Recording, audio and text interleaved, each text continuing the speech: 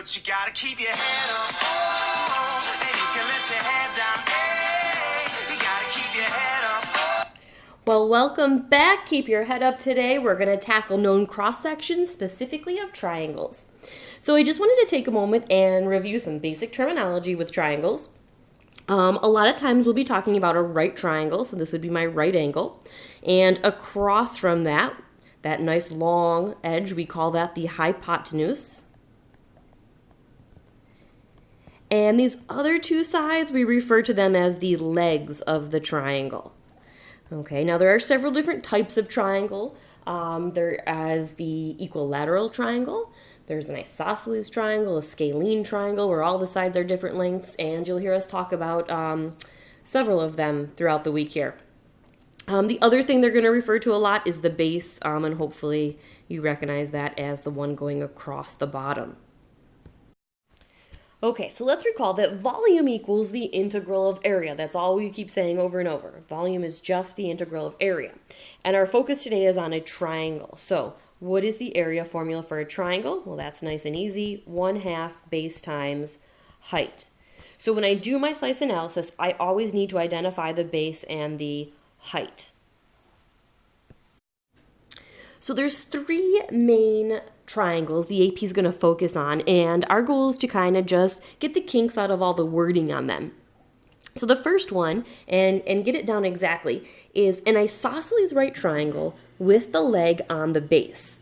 So I want you to underline a few things here. Isosceles, right, leg on the base.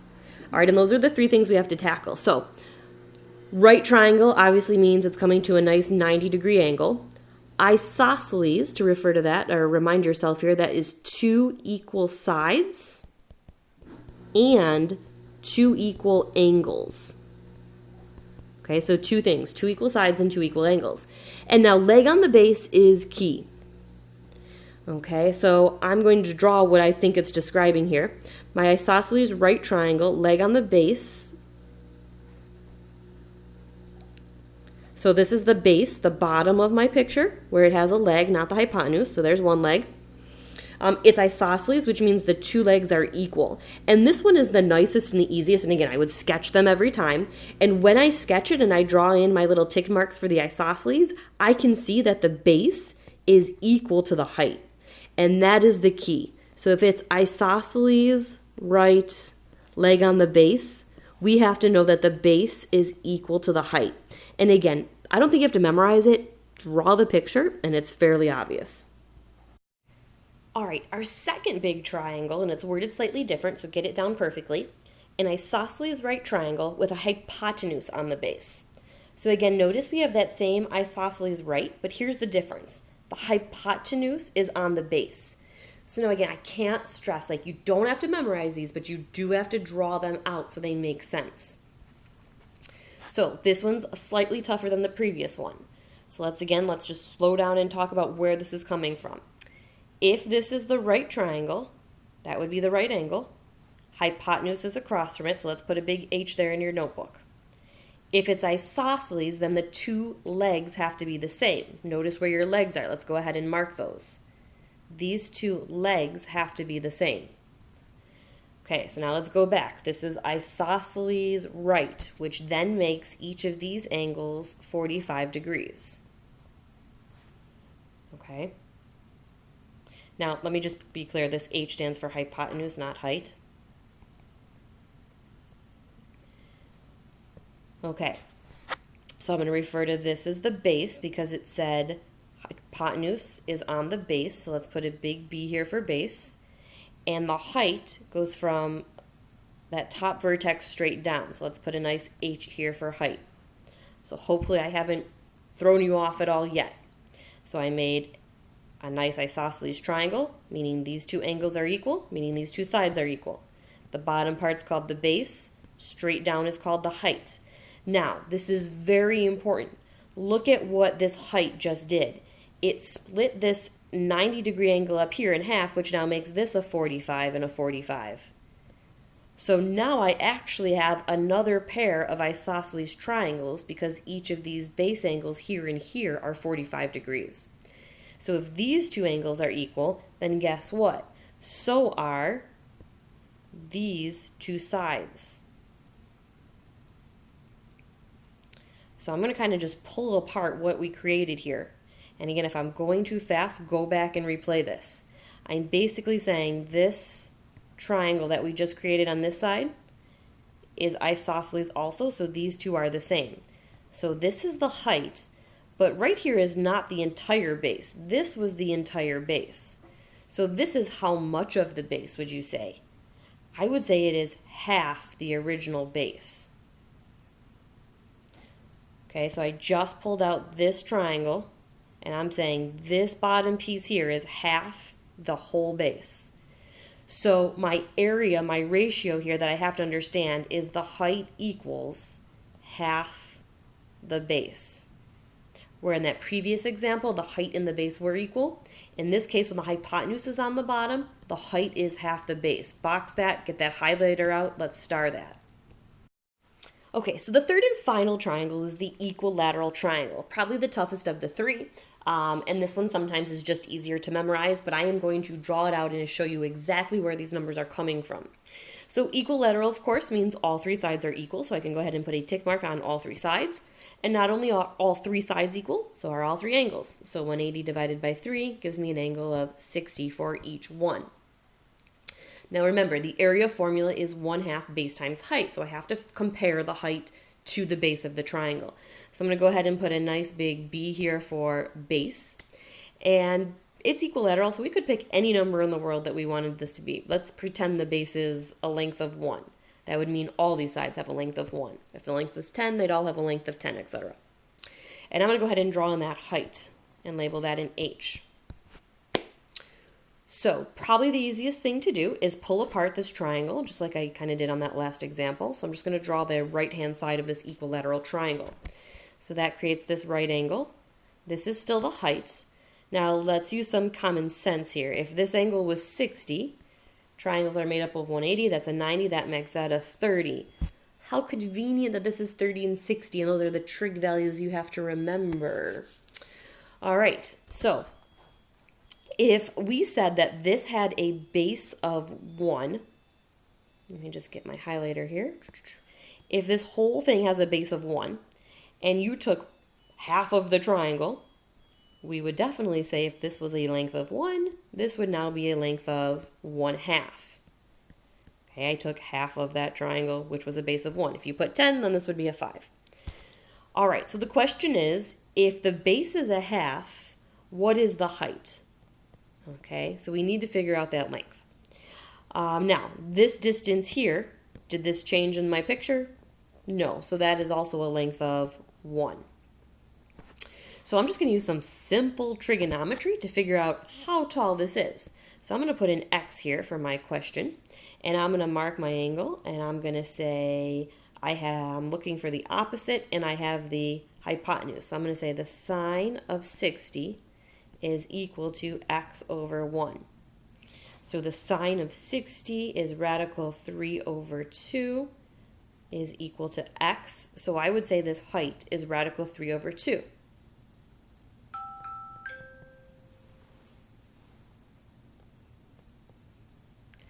So what does that tell me? The height is radical 3 over 2 times the base. So let's go ahead, star that, highlight that. This is the one we've got to remember, that height is radical 3 over 2 times the base. Now you can draw it out and get it on your own, but it might be easier to kind of memorize that one. View here with the equilateral triangle. So you can see I have my equilateral triangle between f of x and g of x here. So equilateral, again, implying that the lengths of these sides of this triangle are all equal. And again, I can change the view here, hopefully rotate it for you to get a better view. And our goal here is to slide or create more triangles as I go through. And I'm going to slide them across, filling this up into a 3-dimensional shape. So you can kind of see, again, when I turn it, exactly what it's looking like. So there's kind of a bird's eye view. There's that side view. And we're filling that shape up. Again, we're not rotating. We're filling that shape up with whatever shape we pick, in this case, equilateral triangles.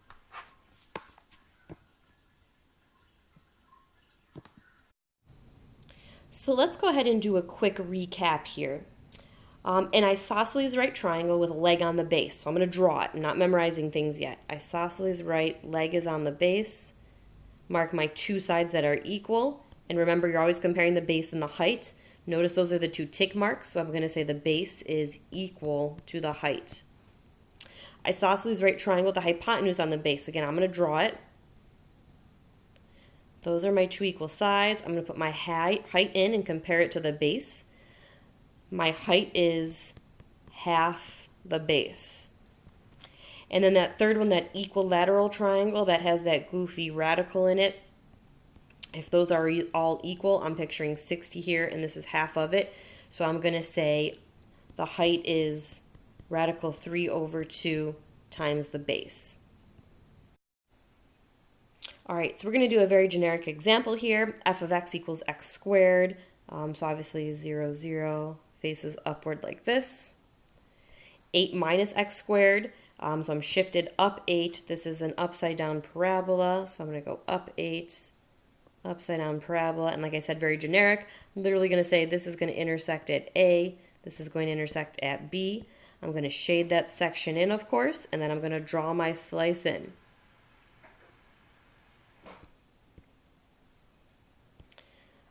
So I'm going upper minus lower. And again, I'm picturing an isosceles right triangle with the leg on the base. So I kind of have to picture it coming out of the paper like this at me. Okay, so again, volume is strictly the integral of area. So in this case, the area is a triangle. So my formula is 1/2 base times height. So I need to compare the base to the height. And again, I'm just going to sketch it out. Isosceles right triangle, leg on the base. Leg on the base, isosceles right. These are the two equal sides. So the ratio I have to know is that the height is equal to the base. So my base is upper minus lower. So that's g of x minus f of x. Because it's the blue minus the purple. And my height is equivalent to that because we just said the base is equal to the height. So that's g of x minus f of x. My area formula, so I'm going to start with that again. I keep writing it for myself, is 1/2 base times height. So that's 1/2. Now it's whatever I wrote down for the base times whatever I wrote down for the height. Notice they're exactly the same. There's nothing extra there. So I'm just going to say it's g of x minus f of x squared. So then I can say my volume is just literally whatever I wrote for area. I'm going to integrate that. 1/2 g of x minus f of x squared dx. And we're going to go very generic. This can move all the way to the left from A and to the right to B. And again, we're not going to evaluate anything. Our goal is just to set it up tonight. So we're going to use that same scenario, the same two functions, but this time we're going to talk about an isosceles right triangle whose hypotenuse is on the base. So again, if you want to memorize them, that's great. I think the two isosceles are very simple just to draw out and get. So again, I'm going to draw it out so I don't have to hesitate, and I know how to do it when I get stuck in a month from now. So isosceles right triangle, hypotenuse on the base. So hypotenuse is on the base. Make my triangle. These two sides are equal. I'm comparing this base to this height. So your choices are either they're equal, it's half, or it's the radical 3/2. In this case, visually, I hope you can see that it's half. So I know that my height is half the base. Okay, so area equals 1/2 base times height, using the same feature in your notes from before. My base is that g of x minus f of x, so looking at that previous picture. My height, so now here's my new ratio. I have to say it's half whatever I wrote for base. So it's 1/2 g of x minus f of x. And my area then is the base times the height times 1/2. So I'm going to put in my 1/2 for the area formula. Now it's whatever I have for base times whatever I have for height.